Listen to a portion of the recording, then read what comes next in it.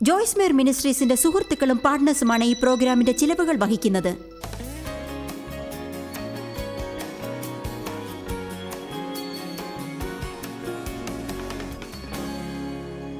നിങ്ങൾക്കൊരു ശത്രു ഉണ്ടെന്നത് ഒരുപക്ഷെ കണ്ടുപിടിച്ചിരിക്കാം. അവന്റെ പേര് സാത്താൻ, ലൂസിഫർ, ദുഷ്ടൻ, പിശാച്, നുണയൻ, അങ്ങനെ പല പേരുകൾ അവനുണ്ട്. പക്ഷേ വാസ്തവം ഇതാണ്, നിങ്ങൾ മുന്നേറ്റമുണ്ടാക്കുന്നത് ഇല്ലാതാക്കാൻ അവൻ പരമാവധി ശ്രമിക്കും. എന്നെങ്കിലും നിങ്ങൾ ഒരല്പം മുന്നേറ്റമുണ്ടാക്കുമ്പോൾ എന്തെങ്കിലും ആക്രമണം നേരിടുന്നത് നിങ്ങൾ ശ്രദ്ധിച്ചിട്ടുണ്ടോ? അപ്പോൾ നിങ്ങൾ കരുതും, ഞാൻ ചെയ്യുന്നത് ശരി തന്നെയാണോ? എനിക്ക് എന്തുകൊണ്ടാണ് തെറ്റായ ഫലം കിട്ടുന്നത്? ശരിയായത് ചെയ്യുമ്പോൾ നമുക്ക് ആദ്യം തടസ്സങ്ങൾ ഉണ്ടാവുന്നത് സാധാരണയാണ്. എന്നാൽ കാലക്രമേണ നാം ആ കഠിനമായ ഘട്ടത്തെ മറികടക്കും, എന്നിട്ട് വിജയിക്കും. എന്നു മാത്രമല്ല, അതിലൂടെ കടന്നു പോകുമ്പോൾ നമുക്ക് അനുഭവവും നേടാൻ സാധിക്കും.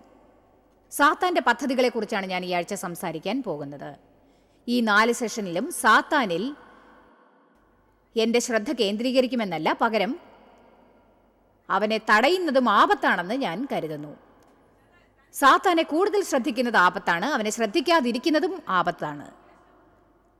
പൗലോസ് പറഞ്ഞു, സാത്താന്റെ ഉദ്ദേശങ്ങളെയും തന്ത്രങ്ങളെയും നാം നിരസിക്കുന്നത് ഒരിക്കലും ശരിയല്ല. ഇന്ന് ഡേവ് തന്റെ മുഖവുരയിൽ മഹത്തായ അമേരിക്ക എന്ന രാഷ്ട്രത്തെപ്പറ്റി പറഞ്ഞില്ലേ? നിങ്ങൾ അറിഞ്ഞിരിക്കേണ്ട കാര്യങ്ങളെക്കുറിച്ച് അറിയാതിരിക്കുന്നതിനെക്കുറിച്ചുള്ള ആപത്തും, എന്ത് ചെയ്യണമെന്ന് നിങ്ങൾക്ക് അറിയില്ലെങ്കിൽ ഒന്നും ചെയ്യുകയില്ല, ഒന്നും ചെയ്യാതിരിക്കുക എന്നതാണ് നമ്മുടെ ഏറ്റവും വലിയ പ്രശ്നം തന്നെ. സാത്താൻ അലസന്മാരെ ഇഷ്ടമാണ്. നല്ലത് നടക്കണമെന്ന് ആഗ്രഹിക്കുന്നവരെ എല്ലാം അവന് ഇഷ്ടമാണ്. കാരണം അവർ നല്ലത് നടക്കുമോ എന്ന് കാണാൻ വേണ്ടി കാത്തിരിക്കുകയാവും. ആരെങ്കിലും എന്തെങ്കിലും ചെയ്യണമെന്ന് അവർ കാത്തിരിക്കുന്നു, എന്നിട്ട് അതൊന്നും അവർക്ക് സംഭവിക്കുന്നുമില്ല. ഇന്ന് രാത്രി സാത്താൻ നിങ്ങളുടെ ആഗ്രഹത്തിനെതിരെ വരുന്നത് കാണാം. ഇപ്പോൾ ഞാൻ സംസാരിക്കാൻ പോകുന്നത് എന്താണെന്നോ, അവൻ മുന്നേറിക്കൊണ്ടിരിക്കുന്നു എന്നതാണ്. ആദ്യം അവൻ നമ്മുടെ മനസ്സിനെ ആക്രമിക്കുന്നു.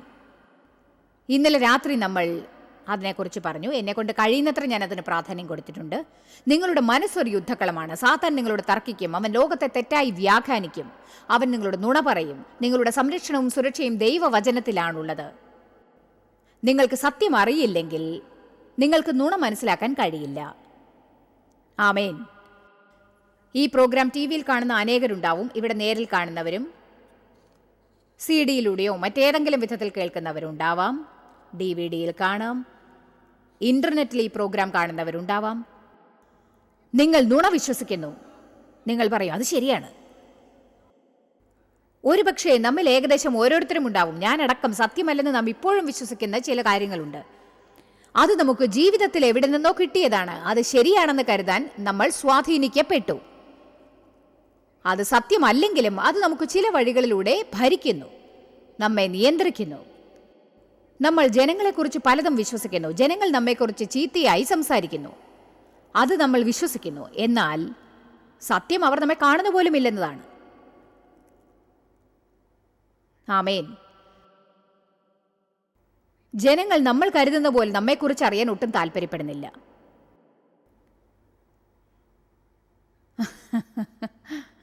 ആമേൻ. നിങ്ങൾ എന്താണ് ചിന്തിക്കുന്നത്? നിങ്ങൾ എന്താണ് പറയുന്നത്? നിങ്ങൾ എന്നെ നോക്കുന്ന വിധം എനിക്കിഷ്ടമല്ല. നിങ്ങൾ എന്തിനാണ് എന്നോട് സംസാരിക്കാത്തത്? ഇങ്ങനെ പലതും. അവർ നിങ്ങളെ കാണുന്നില്ല. മറ്റുള്ളവർ എന്താണ് ചെയ്യുന്നത് എന്നതിനെക്കുറിച്ച് ചിന്തിക്കുന്നത് നിർത്തൂ. സാത്താൻ പറയുന്ന നുണകൾ വിശ്വസിക്കാതിരിക്കൂ. നിങ്ങൾ ജനങ്ങളുടെ സൗഹൃദം പുലർത്തുമെന്ന് ഉറപ്പാക്കൂ. മറ്റുള്ളവരെ കുറിച്ച് വിഷമിക്കരുത്. ആരെക്കുറിച്ച് നിങ്ങൾ സംസാരിക്കില്ലെന്നും അപഖ്യാതി പറയില്ലെന്നും ഉറപ്പാക്കൂ. ആരെക്കുറിച്ച് സംസാരിച്ചാലും അപവാദം പറഞ്ഞാലും അതിനെക്കുറിച്ച് വിഷമിക്കരുത്. മറ്റുള്ളവർ നമ്മോട് ചെയ്യുന്നതിനെക്കുറിച്ച് നാം കൂടുതലായി വിഷമിക്കുന്നു. എന്നിട്ട് ദൈവവചനത്തിൽ അനുസരണയോടെ ചെയ്യേണ്ടതായ പല കാര്യങ്ങളും നമ്മൾ ചെയ്യാൻ മറന്നുപോകുന്നു. സദാസമയവും സാത്താനെ എതിർത്ത് നിൽക്കണമെന്ന് നാം ഇന്നലെ രാത്രി ചർച്ച ചെയ്യുകയുണ്ടായി. ഞായറാഴ്ച രാവിലെ ഏതാനും നിമിഷങ്ങൾ മാത്രമല്ല, എല്ലാ സമയവും. ഈ ആഴ്ച അവസാനം നമ്മൾ 4 വശങ്ങളെക്കുറിച്ച് കാണും. ആദ്യത്തേത് ഇന്നലെ രാത്രി സംസാരിച്ചു, സാത്താൻ നുണയനാണ്. ഇന്ന് രാവിലെ ഞാൻ നിങ്ങളോട് പറയുന്നത് അവൻ നാശകനാണ് എന്നാണ്. നശിപ്പിക്കുന്നവൻ, അവൻ നിയന്ത്രിക്കുന്നവനാണ്. അവൻ നിങ്ങളെ നിയന്ത്രിക്കാൻ ശ്രമിക്കുന്നു, അധികാരം സ്ഥാപിക്കാനും. അവൻ സഹോദരന്മാരെ കുറ്റം പറയുന്ന സ്വഭാവക്കാരനാണ്. നിങ്ങൾ കുറ്റപ്പെടുത്തലിന് വിധേയരായെന്ന് തോന്നുന്നത് സാത്താൻ കാരണമാണ്. നിങ്ങൾക്ക് കുറ്റബോധം തോന്നിയാൽ അത് പരിശുദ്ധാത്മാവാണ്. പക്ഷെ നമുക്ക് പലപ്പോഴും വ്യത്യാസം അറിയുന്നില്ലെന്നതാണ് ദുഃഖം. അതുകൊണ്ട് പരിശുദ്ധാത്മാവ് നമുക്ക് എന്തെങ്കിലും കുറ്റബോധം ഉണ്ടാക്കുമ്പോൾ അത് കുറ്റപ്പെടുത്തലായി മാറുന്നു. എന്നിട്ട് നമ്മൾ ഒരിടത്തിരുന്ന് അതിനെക്കുറിച്ച് വിഷമിക്കും. പക്ഷേ അത് ഭാവിയിലെ സന്ദേശങ്ങൾക്കുള്ളതാണ്. സാത്താൻ നമ്മെ നശിപ്പിക്കാൻ ആഗ്രഹിക്കുന്നു. അതിനെക്കുറിച്ചാണ് നമ്മൾ സംസാരിക്കുന്നത്. നിങ്ങൾ കേൾക്കേണ്ട ഒരു പ്രധാന കാര്യം ഞാൻ പറയാം. സാത്താൻ നിങ്ങളുടെ വിശ്വാസത്തെ നശിപ്പിക്കാൻ ആഗ്രഹിക്കുന്നു. ദൈവത്തെ വിശ്വസിച്ചാൽ നിങ്ങൾക്ക് ചെയ്യാനാവുന്ന വൻ കാര്യങ്ങൾ അത്ഭുതം തന്നെയാണ്. ദൈവം സാധാരണക്കാരെയാണ് ഉപയോഗിക്കുക. ദൈവം എന്നെ കൊണ്ട് ചെയ്യിക്കുന്ന കാര്യങ്ങൾ ഇന്നും അത്ഭുതപ്പെടുത്താറുണ്ട്. എന്നേക്കാൾ സാധാരണക്കാരിയായ, പ്ലെയിനായ, നോർമലായ, കോമനായ മറ്റാരും ഉണ്ടാവില്ല. എല്ലാ കഴിവുകളുമുള്ള ഒരാളെ അല്ല ദൈവം നോക്കുന്നത്. അവൻ അതേ എന്ന് പറഞ്ഞുകൊണ്ട് വിശ്വാസത്തോടെ കാലടി എടുത്തു വെക്കാൻ തയ്യാറായ ഒരു വ്യക്തിയാണ് അന്വേഷിച്ചു കൊണ്ടിരിക്കുന്നത്. 1 കൊരിന്ത്യർ പറയുന്നു, ജ്ഞാനികളെ ലജ്ജിപ്പിക്കുവാൻ ദൈവം ലോകത്തിൽ ബലഹീനമായത് തിരഞ്ഞെടുത്തു എന്ന്. ബലമുള്ളതിനെ ലജ്ജിപ്പിക്കാൻ. ഡെലീരിയസിൽ നിന്ന് മാർട്ടിൻ സ്മിത്തും അദ്ദേഹത്തിൻ്റെ ബാൻഡും കഴിഞ്ഞ ഏതാനും വർഷങ്ങൾ ഞങ്ങളോടൊത്ത് യാത്ര ചെയ്തു. ലോകത്തിലെ ഏറ്റവും വലിയ ചില വർഷിപ്പ് ലീഡേഴ്സിനെ ഞങ്ങളുടെ ആരാധനയിൽ പങ്കെടുപ്പിക്കാൻ ഞങ്ങൾക്ക് സാധിച്ചു. ഇസ്രയേലിലും അവർ കൂടെ വന്നിട്ടുണ്ടായിരുന്നു. പക്ഷേ ചില കോൺഫറൻസുകളിൽ ഞങ്ങൾ ചിരിച്ചുകൊണ്ടിരുന്നു. കാരണം അവിടെയെല്ലാം മാർട്ടിൻ മ്യൂസിക്കിൽ തോറ്റതിനെക്കുറിച്ച് പറഞ്ഞു. ഞാൻ ഇംഗ്ലീഷിൽ തോൽവിയുടെ വക്കത്തെത്തിയതിനെക്കുറിച്ചും പറഞ്ഞു. ഞാൻ കരുതി, ഇന്നിതാ ഞങ്ങളിവിടെ. അദ്ദേഹം ആരാധന നയിക്കുന്നു, ഞാൻ നിങ്ങളെ പഠിപ്പിക്കുന്നു. അദ്ദേഹം മ്യൂസിക്കിൽ തോറ്റു, ഞാൻ എൻ്റെ വിഷയത്തിലും. പക്ഷേ ദൈവത്തിന് ഞങ്ങൾ വിചാരിച്ചിരുന്നതിനേക്കാൾ വലിയൊരു പ്ലാൻ ഉണ്ടായിരുന്നു. ദൈവത്തിനായി എന്തെങ്കിലും ചെയ്യാൻ ഉദ്ദേശിച്ചാൽ, പ്രത്യേകിച്ച് സ്വാഭാവികമായി നിങ്ങൾക്ക് അതിനുള്ള ത്രാണിയില്ലെങ്കിൽ, നിങ്ങൾ വിശ്വാസം മുറുകെ പിടിക്കണം. ദൈവം ബൈബിൾ സ്റ്റഡി പഠിപ്പിക്കാൻ എന്നെ വിളിച്ചപ്പോൾ എനിക്കൊന്നും അറിയില്ലായിരുന്നു. ഞാൻ എൻ്റെ പാസ്റ്ററെ സമീപിച്ചു. അന്ന് ഞാൻ ലൂഥറൻ ചർച്ചിലെ ഒരു ഭാഗമായിരുന്നു. ഞാൻ അദ്ദേഹത്തോട് ചോദിച്ചു, ആരെങ്കിലും ബൈബിൾ സ്റ്റഡി പഠിപ്പിക്കണമെന്ന് ആഗ്രഹിച്ചാൽ അവർ എന്ത് ചെയ്യണം, എങ്ങനെ ചെയ്യണം? അങ്ങനെയായിരുന്നു എൻ്റെ തുടക്കം. അദ്ദേഹം പറഞ്ഞു, യോഹന്നാൻ്റെ പുസ്തകമാണ് ആരംഭിക്കാൻ നല്ലതെന്ന്. ഞാൻ ബൈബിൾ എടുത്ത 1-ാം അധ്യായത്തിൽ നിന്ന് തുടങ്ങി. 12 സ്ത്രീകളുണ്ടായിരുന്നു എൻ്റെ ക്ലാസ്സിൽ. എനിക്കൊന്നും തന്നെ അറിയില്ലായിരുന്നു. ക്രമേണയാണ് ഞാൻ പഠിച്ചത്. പക്ഷേ ഞാൻ വിശ്വാസത്തോടെ കാലെടുത്ത് വെച്ചു. എന്നിട്ട് വർഷങ്ങളോളം ഞാൻ വിശ്വാസം നിലനിർത്തി. സാത്താൻ എൻ്റെ വിശ്വാസത്തെ മോഷ്ടിക്കാൻ അനുവദിച്ചില്ല.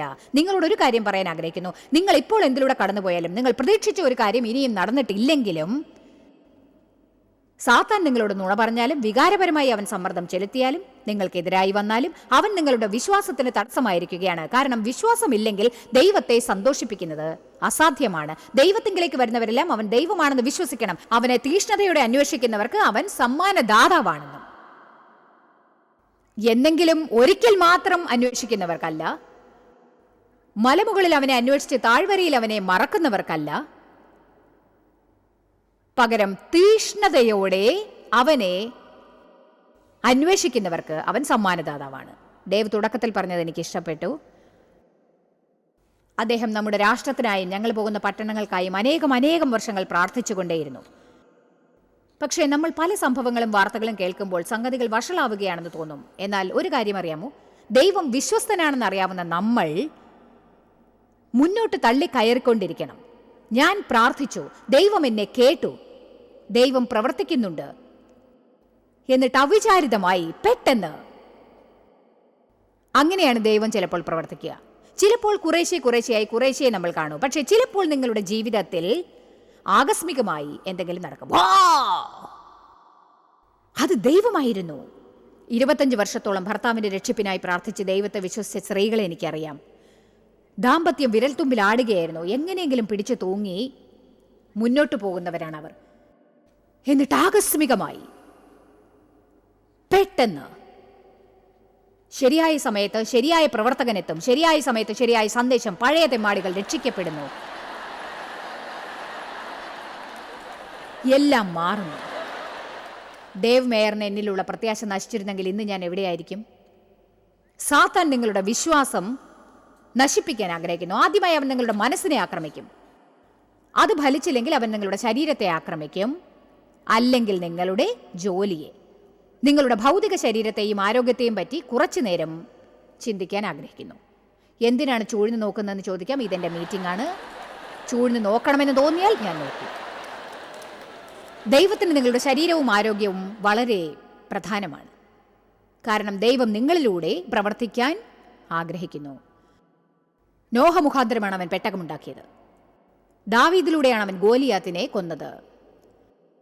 സ്ത്രീ പുരുഷന്മാരുടെ അധരത്തിലൂടെയാണ് അവൻ സംസാരിച്ചത്. അവൻ ഇന്ത്യയിലെയും ആഫ്രിക്കയിലെയും ദരിദ്ര ഗ്രാമങ്ങളിൽ ചെല്ലുന്നു. അവർ അവശരാണ്, പക്ഷെ അവൻ ജനങ്ങളിലൂടെ അവിടെ എത്തുന്നു. ആർക്കെങ്കിലും വേണ്ടി നാം ദൈവത്തോട് പ്രാർത്ഥിക്കുമ്പോൾ നാം ആദ്യം പറയേണ്ടത് എന്താണെന്നോ, എന്നെ ഉപയോഗിക്കാൻ അങ്ങ് ആഗ്രഹിക്കുന്നുണ്ടെങ്കിൽ അതെന്നെ അറിയിക്കണമേ. ദൈവം കഴിഞ്ഞ ഏതാനും വർഷങ്ങൾ വെല്ലുവിളിച്ചുകൊണ്ടിരുന്നു, ആർക്കെങ്കിലും എന്തെങ്കിലും ചെയ്യാൻ എന്നെ വിളിക്കരുത്, അത് നിനക്ക് തന്നെ ചെയ്യാവുന്നതല്ലേ. ഓഹോ, ഇതെന്റെ ശ്രദ്ധ പിടിച്ചു പറ്റുന്നതാണല്ലേ.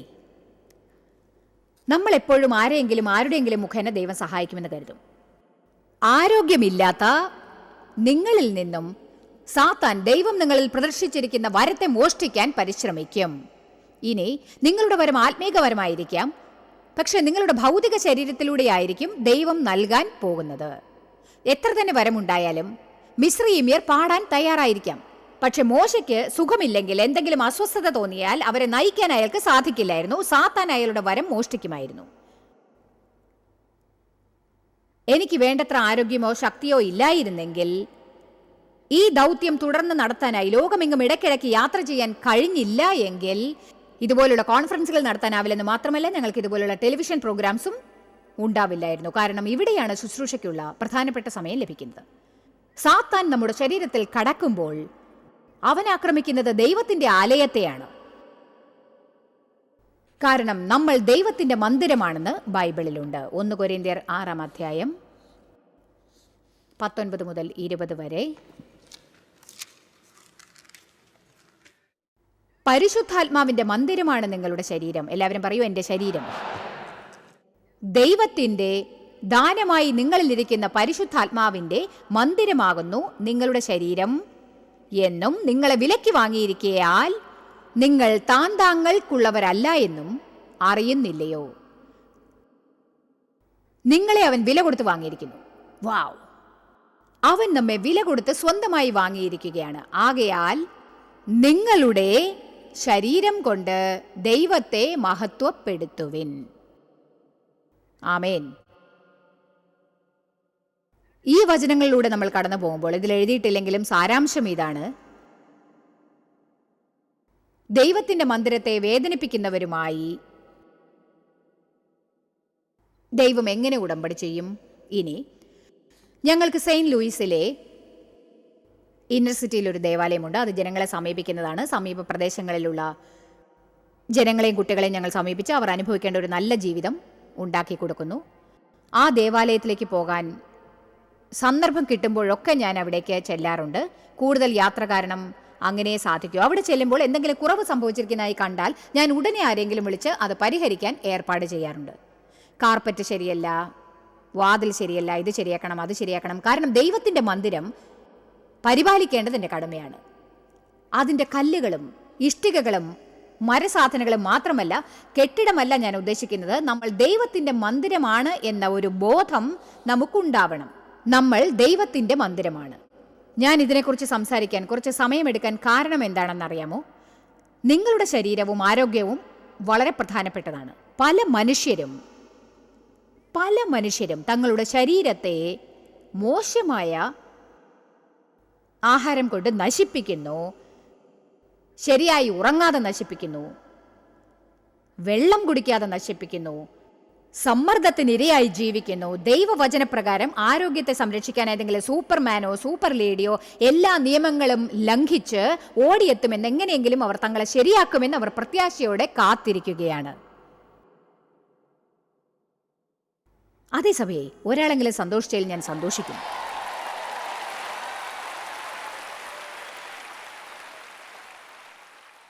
ഞാൻ ജീവിതത്തിൽ 10 വർഷം പ്രസംഗിച്ചു. എനിക്ക് വളരെ വിഷമം തോന്നുകയാണ്.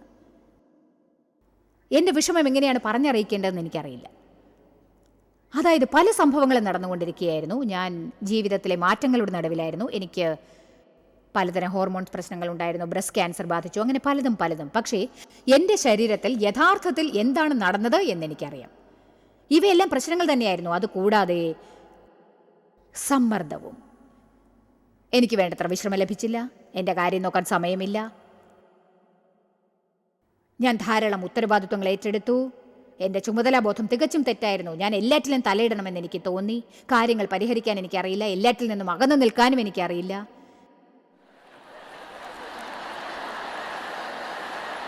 എൻ്റെ ഇഷ്ടപ്രകാരം കാര്യങ്ങൾ നടന്നില്ലെങ്കിൽ അത് ശരിയല്ല എന്നായിരുന്നു എൻ്റെ പ്രമാണം. അതെ, ശരിയാണ്. ഞാൻ ഡോക്ടറുടെ അടുത്ത് പോകും. അവർ പറയും എനിക്ക് സമ്മർദ്ദമാണെന്ന്. അതെന്നെ ദേഷ്യം പിടിപ്പിക്കും. കാരണം എനിക്ക് സമ്മർദ്ദമാണെന്ന് കേൾക്കാൻ എനിക്കിഷ്ടമല്ല. എനിക്ക് തോന്നുന്നു ഒരു ഡോക്ടർ എന്നോട് ഇങ്ങനെ പറഞ്ഞു എന്ന്. ഞാൻ അദ്ദേഹത്തിൻ്റെ മുറിയിൽ 4 മിനിറ്റ് ഇരുന്നു. അയാൾ പറഞ്ഞു, നിങ്ങൾ ശരിക്കും ഭയങ്കര മനോധൈര്യമുള്ള സ്ത്രീയാണ്. എന്നാൽ എനിക്കത് ഇഷ്ടപ്പെട്ടില്ല. ഞാനൊരു സത്യം പറയട്ടെ, എനിക്ക് 10 വർഷങ്ങളോളം മൈഗ്രെയിൻ ഹെഡേക്ക് ഉണ്ടായിരുന്നു. ആരും അത് അറിഞ്ഞിട്ടുണ്ടാവില്ല. കാരണം ഞാൻ ജോലികൾക്കായി സമ്മർദ്ദം ചെലുത്തിക്കൊണ്ടിരുന്നു. നിങ്ങളെക്കൊണ്ട് ജോലികൾ ചെയ്യിപ്പിക്കുന്നത് മോഹമാണ്. എനിക്ക് പ്രസംഗിക്കാൻ മോഹമായിരുന്നു. ശുശ്രൂഷ ചെയ്യാനും അതായിരുന്നു കാരണം. ഒരിക്കൽ ഒരു ഡോക്ടർ എന്താണ് പറഞ്ഞതെന്നു, നിങ്ങൾക്ക് ഭയങ്കര മനോധൈര്യമാണ്, അതാണ് എല്ലാം അതിജീവിക്കാൻ നിങ്ങൾക്ക് സാധിക്കുന്നത്, അതാണ് നിങ്ങളുടെ പ്രശ്നം. പക്ഷേ അത് നീണ്ട കാലത്തേക്ക് ഉപകരിക്കില്ല. ഞാൻ ശരിയായി ഉറങ്ങാറില്ല. എനിക്ക് പലതരം ജോലികൾ ഉണ്ടായിരുന്നു. എനിക്ക് രസിക്കാൻ സമയമില്ല, ചിരിക്കാൻ പറ്റില്ല, വിനോദത്തിനായി ഞാൻ ഒന്നും ചെയ്തിരുന്നില്ല. ഹലോ, ഞാൻ വർക്കഹോളിക് ആയിരുന്നു. എന്നെപ്പോലെയുള്ള ആരെങ്കിലും ഇതിനകത്തുണ്ടോ? ഞാൻ വിശ്രമിക്കാനിരുന്നാൽ വല്ലാത്തൊരു കുറ്റബോധം ഉണ്ടാവും. കാരണം ആ നേരം കൊണ്ട് എന്തെങ്കിലും ചെയ്യാമെന്ന ഒരു തോന്നൽ. അതെ, എൻ്റെ ചിന്താശക്തി മുഴുവനും നിശ്ചലമായിരിക്കും, വിചിത്രമായിരിക്കും. ഇത് നമ്മുടെ ആരോഗ്യത്തെ നശിപ്പിക്കാനുള്ള പിശാചിൻ്റെ തന്ത്രമാണ്. ഒടുവിൽ ഞാൻ വിശ്രമിക്കണമെന്ന് പഠിച്ചു. അതുപോലെ ആഹാരത്തെയും ഉറക്കത്തെയും കുറിച്ച് പഠിച്ചു. എൻ്റെ മക്കൾ എന്നെ കളിയാക്കും, പ്രത്യേകിച്ച് എൻ്റെ ആൺമക്കൾ 2 കാരണം രാത്രിയായാൽ ഞാൻ പുറത്തിറങ്ങാറേയില്ല. കോൺഫറൻസുകൾക്ക് മാത്രമേ രാത്രി ഞാൻ പുറത്തിറങ്ങൂ. എൻ്റെ മകൻ പറയും, അമ്മേ തെരുവ് വിളക്ക് ഇപ്പോൾ കത്തും, വേഗം വാ, അപ്പോഴേക്കും വീട്ടിലെത്തണ്ടേ. ഞാൻ പകൽ മുഴുവനും നല്ല ചുറുചുറുക്കോടെ ഇരിക്കും. എഴുന്നേൽക്കുമ്പോൾ നല്ല ഉന്മേഷമായിരിക്കും. ജോലിക്ക് പോകുമ്പോഴും TV പരിപാടികൾ ചെയ്യുമ്പോഴും ഓടി നടക്കുമ്പോഴും നല്ല ചുറുചുറുക്കായിരിക്കും. പുറത്ത് ചെയ്യേണ്ട കാര്യങ്ങൾ ചെയ്യാനുള്ള കൃപ ഇപ്പോൾ ദൈവം എനിക്ക് നൽകിയിട്ടുണ്ട്. എന്നാൽ ഞാൻ ഒരു കാര്യം പറയട്ടെ, 5-6 മണി ആവുമ്പോഴേക്കും ഞാൻ തളരും. അതിനുശേഷം ചെയറിലിരുന്ന് പ്രസംഗിക്കും. രാത്രി സമയത്തെ ഈ മാറ്റത്തിന് ഞാൻ പറയുന്നത് ചെയർ തെറാപ്പി എന്നാണ്. ആമേൻ. അതിനെനിക്കൊരു വിഷമവുമില്ല. എനിക്ക് വൈകുന്നേരം 3-4 മണിക്കൂർ വിശ്രമം വേണം. വിശ്രമിക്കണം, റിലാക്സ്. ഒരു പ്രശ്നവും ഉണ്ടാവരുത്. ഒന്നും പരിഹരിക്കേണ്ട ആവശ്യമില്ല. ഒരു തീരുമാനവും എടുക്കേണ്ടതില്ല. ഞാൻ ചെയ്യുന്ന കാര്യങ്ങൾ മാത്രം ആനന്ദിച്ചു കൊണ്ടിരിക്കുക. നിങ്ങളും അതാണ് ചെയ്യേണ്ടത്. അതിനെക്കുറിച്ച് ഇപ്പോൾ തന്നെ കരുതിയില്ലെങ്കിൽ ഒടുവിൽ നിങ്ങൾക്ക് കയ്പ് അനുഭവപ്പെടും. അതെ, വാസ്തവമാണ്. നിങ്ങൾ നിർജീവമായെന്ന തോന്നലുണ്ടാവും. അത് കയ്പിൽ അവസാനിക്കും. എന്നിട്ട് ജീവിതം സന്തോഷിക്കുന്ന എല്ലാവരോടും വിദ്വേഷം തോന്നും. അങ്ങനെയായിരുന്നെങ്കിൽ എത്ര നന്നായിരുന്നു. ശരിയല്ലേ? നിങ്ങളിൽ ചിലർ പറയും, ദിവസവും രാത്രി 4 മണിക്കൂർ ചെയറിലിരിക്കുന്നത് നല്ല കാര്യമല്ല. എന്നാൽ ഒരു കാര്യം പറയട്ടെ, ഞാനിത് ചെയ്യാൻ തീരുമാനിച്ചു. അങ്ങനെ ചെയ്യാൻ വേണ്ടി മറ്റു പല കാര്യങ്ങളോടും പറ്റില്ലെന്ന് എനിക്ക് പറയേണ്ടി വന്നു. സത്യം പറഞ്ഞാൽ എന്നിലെ ഒരു ഭാഗത്തിന് എല്ലാറ്റിലും പങ്കെടുക്കണമെന്ന് ആഗ്രഹമുണ്ട്. നിങ്ങൾ ബുദ്ധി ഉപയോഗിക്കുന്നെങ്കിൽ എല്ലാ കാര്യത്തിലും പങ്കെടുക്കണമെന്ന ആഗ്രഹത്തിന് വിധേയരാവില്ല. ജിജ്ഞാസ നിർത്താൻ സമയമായിരിക്കുന്നു. എല്ലാം നിങ്ങൾ അറിഞ്ഞിരിക്കണമെന്നില്ല. എല്ലാറ്റിലും തലയിടേണ്ട ആവശ്യവുമില്ല. നിങ്ങൾക്ക് ആവശ്യം അല്പം താഴ്മയാണ്. ചിലർക്ക് ചില കാര്യങ്ങൾ ചെയ്യാനുള്ള കഴിവുണ്ടായിരിക്കും. അവർ നിങ്ങളെ കൂടാതെ അത് ഭംഗിയായി നിറവേറ്റും. അതുമാത്രമല്ല, ഈ പറയുന്നത് നിങ്ങളെ ഞെട്ടിക്കും. ഇത് വിശ്വസിക്കാൻ പ്രയാസമാണ്. എന്നാൽ നിങ്ങൾ ചെയ്യുന്ന അതേ കാര്യങ്ങൾ നിങ്ങളെക്കാൾ സമർത്ഥമായി ചെയ്യുന്ന പലരും ഉണ്ടാവും. ഇത് ശരിക്കും ഭീതി തോന്നിപ്പിക്കുമല്ലേ? ആമേൻ. 3 വർഷം മുൻപ് ഒരു ദിവസം രാവിലെ ഞാൻ കണ്ണാടിയിൽ നോക്കിയപ്പോൾ ഇവിടെ ഉണ്ടായിരുന്ന പലതും താഴേക്ക് വീണിരിക്കുന്നു എന്നെനിക്ക് മനസ്സിലായി. അതെ, പല കാര്യങ്ങളും, ഇവിടെ ഉണ്ടായിരുന്ന പലതും ഇവിടെ എത്തിക്കഴിഞ്ഞു. ഞാൻ ഞെട്ടിപ്പോയി. ഇതൊട്ടും ശരിയല്ല. എനിക്ക് ശരിക്കും ഒരു ബോഡി ലിഫ്റ്റ് അത്യന്താപേക്ഷിതമാണെന്ന് അന്ന് തോന്നി. വാസ്തവമാണ്. ശരീരത്തിൽ അയവായി കഴിഞ്ഞ പലതിനെയും പഴയ സ്ഥിതിയിലേക്ക് കൊണ്ടുവന്ന് കെട്ടിമുറുക്കി അവിടെ കിടക്കട്ടെ എന്ന് കരുതണം.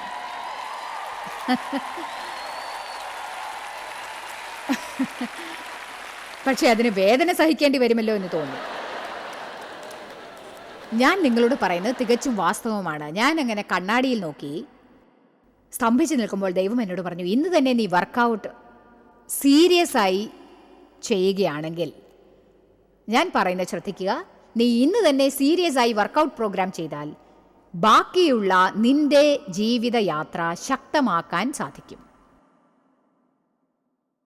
ദൈവം പറഞ്ഞത് കേട്ടപ്പോൾ അതുപ്രകാരം നടക്കാനുള്ള ബുദ്ധിയുണ്ടായതിന് നന്ദി.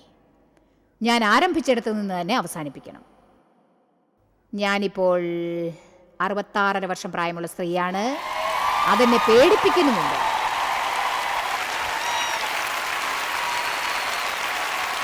ഏറ്റവും പേടി എന്താണെന്നാൽ 3.5 വർഷം കൂടി കഴിഞ്ഞാൽ എനിക്ക് 70 ആവും. അത് ഭീകരമാണ്. ഞാൻ ഏതാനും വർഷങ്ങൾക്ക് മുൻപ് മെഡിക്കെയർ കാർഡിന് അപേക്ഷിച്ചു. അപ്പോഴാണ് ഒന്നും ശരിയല്ല എന്ന സത്യം ഞാൻ അറിഞ്ഞത്. ഒരു കാര്യം വ്യക്തമാക്കാം, ഞാൻ ജീവിതത്തിന്റെ 2/3 ഭാഗം ജീവിച്ചു. നിങ്ങളോടൊന്നും മറക്കാതെ ഞാൻ പറയുന്നത് കേൾക്കൂ. ഇന്നിവിടെ ഇരിക്കുന്ന നിങ്ങൾക്ക് 20 വയസ്സായിരിക്കാം. എന്നെങ്കിലും ഒരിക്കൽ നിങ്ങളും എൻ്റെ പ്രായത്തിലെത്തും. എന്നാൽ ഇപ്പോൾ തന്നെ നിങ്ങളൊരു തീരുമാനമെടുക്കണം. എൻ്റെ പ്രായമാകുമ്പോൾ എന്തായിരിക്കും നിങ്ങളുടെ സ്ഥിതി? പറയൂ, ഞാൻ നിങ്ങളോടാണ് സംസാരിക്കുന്നത്. അത് ഞാൻ അന്ന് നോക്കിക്കോളാം. അല്ല, അന്ന് അതിനെക്കുറിച്ച് വിഷമിക്കുമ്പോഴേക്കും കാലം കടന്നിട്ടുണ്ടാവും. ഞാൻ എന്താണ് വിചാരിച്ചതെന്നോ, വ്യായാമത്തോട് എനിക്ക് എത്ര വെറുപ്പുണ്ടായാലും സാരമില്ല, ജിമ്മിൽ ചെന്ന് എക്സസൈസ് ചെയ്യാൻ എനിക്ക് ആഴ്ചയിൽ 3 ദിവസം വളരെ മടിയാണെങ്കിലും തന്നെ എന്നെ വിലയ്ക്ക് വാങ്ങിയിരിക്കുകയാണ്. ഞാൻ എൻ്റെ സ്വന്തമല്ല. എനിക്ക് വില കൊടുത്തിട്ടുണ്ട്. എൻ്റെ ജീവിതത്തിൽ ഒരു വിളിയുണ്ട്. എനിക്കൊരു ആത്മീക വരമുണ്ട്. ദൈവത്തോട് എനിക്കൊരു ദൗത്യമുണ്ട്. ദൈവം വസിക്കുന്ന അവന്റെ മന്ദിരത്തെ ഞാൻ പരിപാലിക്കണം. എന്നാലേ ഇന്ന് ലോകത്തിൽ ദൈവം ചെയ്യേണ്ട കാര്യങ്ങൾ ചെയ്യാനാവൂ. അതുകൊണ്ടാണ് പറയുന്നത്, സാത്താൻ നിങ്ങളുടെ ദേഹത്തിനെതിരായി വരുന്നതാണ്. പള്ളിയിൽ ആരെങ്കിലും തലയിൽ കൈവച്ച് പ്രാർത്ഥിച്ചാൽ നിങ്ങളുടെ പ്രശ്നങ്ങളെല്ലാം മാറില്ല.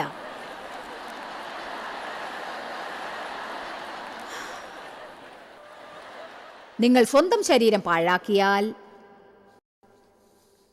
തലയിലെ മുടി മുഴുവൻ കൊഴിയുന്നത് വരെ ആര് തലയിൽ കൈവച്ചാലും ഫലമുണ്ടാവില്ല. ഞാൻ ചെയ്യുന്നതിന് നിങ്ങളും ചെയ്യണമെന്നില്ല. എന്ത് ചെയ്യണമെന്നറിയാൻ പ്രാർത്ഥിക്കൂ, ദൈവം കാണിക്കും. പക്ഷേ നിങ്ങൾ നന്നായി ഉറങ്ങണം, ശരിയായ അളവ് വെള്ളം കുടിക്കണം. ഓരോ പ്രാവശ്യം കുടിക്കുമ്പോഴും കെമിക്കൽസ് അകത്തേക്ക് കയറുന്നത് കുടിക്കരുത്. അത്തരം സാധനങ്ങൾ കുടിക്കുന്നത് തെറ്റാണെന്ന് ഞാൻ പറയുന്നില്ല. അതുകൊണ്ട് മാത്രം ജീവിക്കാനാവില്ല. പലഹാരങ്ങൾ കൊണ്ട് ജീവിക്കാനാവില്ല. ചോക്ലേറ്റും ചിപ്സും ബർഗേഴ്സും തിന്ന് ജീവിക്കാൻ ആർക്കും തന്നെ സാധിക്കുകയില്ല, അല്ലേ? പോഷകാഹാരത്തെക്കുറിച്ചുള്ള പുസ്തകം വാങ്ങിക്കൂ, എന്നിട്ട് അറിവ് സമ്പാദിക്കൂ. വായിച്ച് നന്നായി പഠിക്കൂ. നിങ്ങളുടെ സ്വാദ് ജീവിതത്തെ നിയന്ത്രിക്കാൻ അനുവദിക്കരുത്, നിങ്ങളുടെ ഭാവിയെയും. ആമേൻ. അയ്യേ, ഇതിനൊരു സ്വാദുമില്ല, ഇത് ഒന്നിനും കൊള്ളില്ല. എന്തായാലും കഴിക്കൂ. ഞാൻ പറഞ്ഞു മനസ്സിലായോ? ശരീരം കൂടുതൽ ശ്രദ്ധിക്കണമെന്ന് എത്ര പേർക്ക് തോന്നുന്നു? ഞാൻ എന്തെങ്കിലും നിങ്ങളെ പഠിപ്പിച്ചെന്ന് തോന്നുന്നുണ്ടോ? ഈ കെട്ടിടത്തിനകത്തുള്ള ആർക്കെങ്കിലും കുറ്റബോധം തോന്നുന്നുണ്ടോ? ശരി, ഇന്ന് ഞാൻ നിങ്ങൾക്ക് ദൈവവചനത്തെ ആസ്പദമാക്കിയുള്ള പഠനങ്ങൾ സമർപ്പിക്കുന്നു. ഇത് പുതിയതല്ല, ദിവസവും നൽകിക്കൊണ്ടിരിക്കുന്നവയാണ്. ഇതിനെക്കുറിച്ച് എനിക്ക് സന്തോഷമുണ്ട്. കാരണം ദൈവവചനമാണ് എൻ്റെ ജീവിതത്തെ മാറ്റിയത്. അത് നിങ്ങളുടെ ജീവിതത്തെയും മാറ്റും. ദൈവവചനം ഒരു ആത്മീക ഭക്ഷണമാണ്. ദിവസവും ഭക്ഷണം കഴിക്കുന്നത് പോലെ അതും ഭക്ഷിക്കണം. ആത്മീക ഭക്ഷണം നമ്മൾ ഭക്ഷിക്കേണ്ടതാണ്. ജോയ്സ് മേയറുടെ ശുശ്രൂഷാ കേന്ദ്രത്തിൽ നിങ്ങൾ അറിഞ്ഞതിനേക്കാൾ നിങ്ങൾ ഞങ്ങൾക്ക് വളരെ പ്രിയപ്പെട്ടവരാണ്. ലോകം മുഴുവൻ ഈ ശുശ്രൂഷാ കേന്ദ്രത്തെ നടത്താൻ സഹായിച്ചതിൽ എല്ലാവർക്കും വളരെ നന്ദി. നമ്മൾ ഒരുമിച്ച് വിശക്കുന്നവർക്ക് ആഹാരം കൊടുക്കുന്നു, പാവപ്പെട്ടവർക്ക് വസ്ത്രങ്ങൾ കൊടുക്കുന്നു, എല്ലാ ദേശത്തേക്കും സന്ദേശങ്ങൾ അറിയിക്കുന്നു. ഞങ്ങൾ നിങ്ങളോട് അപേക്ഷിക്കുകയാണ്, ഞങ്ങളോട് ബന്ധപ്പെടുക. joycemeyer.org. നിങ്ങളുടെ പ്രാർത്ഥനകളും അപേക്ഷകളും പകർന്നുകൊള്ളാൻ, അതിനെപ്പറ്റി കൂടുതൽ അറിയുവാൻ, ജോയ്സിന്റെ പൊതുയോഗ വിവരപ്പട്ടിക ലോകം മുഴുവൻ ക്രിസ്തുവിന്റെ സ്നേഹം പകരാൻ ഞങ്ങളോട് പങ്കുചേരുക. ജോയ്സ് മേയർ മിനിസ്ട്രീസിന്റെ സുഹൃത്തുക്കളും പാർട്ട്നേഴ്സുമാണ് ഈ പ്രോഗ്രാമിന്റെ ചിലവുകൾ വഹിക്കുന്നത്.